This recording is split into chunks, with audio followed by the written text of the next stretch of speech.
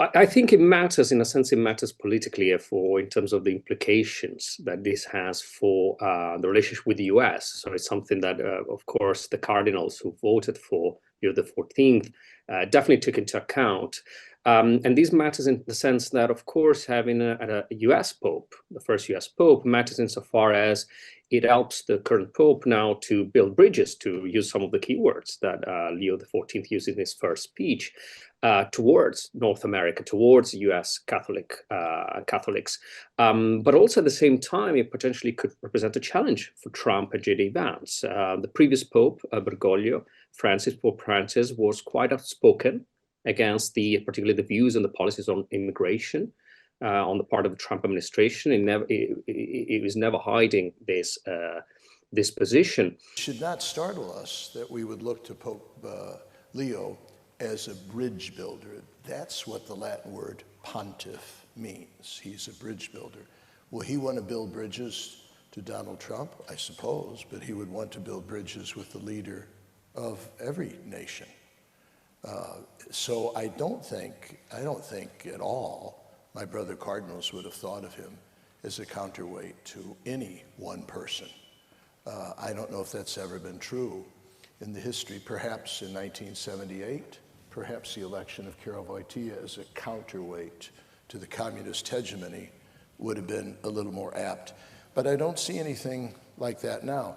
He would look forward to meeting and very soon, within 10 days, he'll begin almost daily meeting with leaders of the world who will come for rather substantive discussions. I presume one of them down the line would be the President of the United States. Would that be of more heft than the other ones? I don't think it would in his eyes. I don't think it's as much of a big deal as the outside world thinks it is, to be honest. I think that the general perception has been that an American Pope was an impossibility because there was a perception that the USA was already extremely powerful and a superpower, and the church should maintain a measure of neutrality. I'm not really convinced by that. I think the decision is made on the merits of the individual and the time that the church is in at that moment.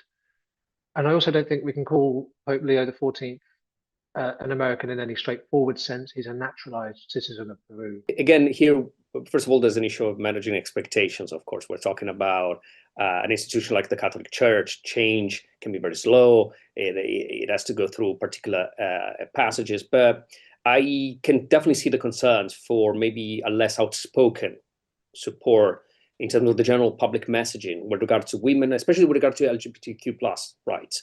And the key issue, one of the many issues that defined the Pope Francis pontificate was the issue of the blessing for gay couples.